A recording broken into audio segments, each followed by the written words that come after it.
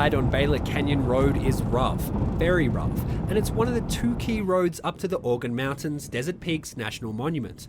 A study commissioned by the Cruces Green Chamber of Commerce said the monument should generate an additional $7.4 million in tourism every year, but some say the bumpy ride will hamper efforts to promote the area. It's like driving on a washboard, slinging all that gravel up under your car, so it's pretty loud and raucous, you know.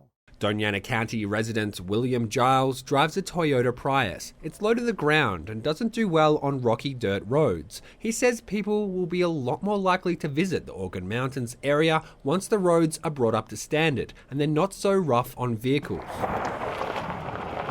Local people who know about that, a lot of them may be reluctant to go out there, so you can imagine that somebody who's passing through and feels inclined to visit the newest national monument might be reluctant to go out there, you know, when they see that it's kind of a rough gravel road. But improved access and the paving of the roads up to the Organ Mountains is not a sure thing. Some county residents say paving the roads and more visiting tourists will mean more traffic. We've had a lot of experience with people that are not used to driving through livestock area. Retiree Terry Denning lives and works part-time as a ranch hand on Baylor Canyon Road. He says recently one of their calves was hit by a car and left for dead on the side of the road. The conflicting issues of better access to the monument and possible traffic resulting from that access led the Bureau of Land Management to take public comments on 3 different options. Fully pave both Baylor Canyon and Dripping Springs roads, pave the dirt sections of Dripping Springs roads and lay gravel on Baylor Canyon Road, or leave both untouched.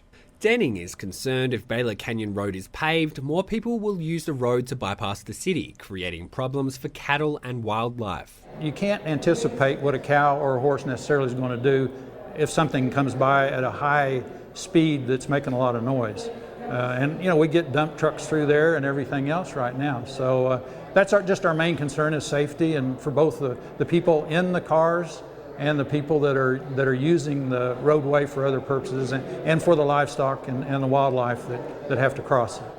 But according to the Bureau of Land Management spokesperson Bill Childress, there's only one ranch that would be affected. And he says a lot of animal and traffic concerns would be mitigated by road signs and a 35-mile-per-hour speed limit.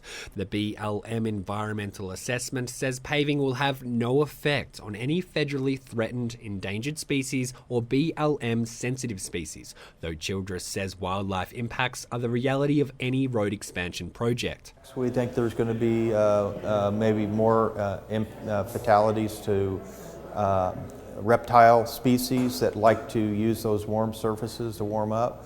But you know, I think we also recognize that wildlife is probably being impacted even under a gravel road scenario. Childress says there has been a 25 to 30% boost in visitors to the Organ Mountains since its monument designation. He says the road improvement project will allow even more people like William Giles to visit the monument.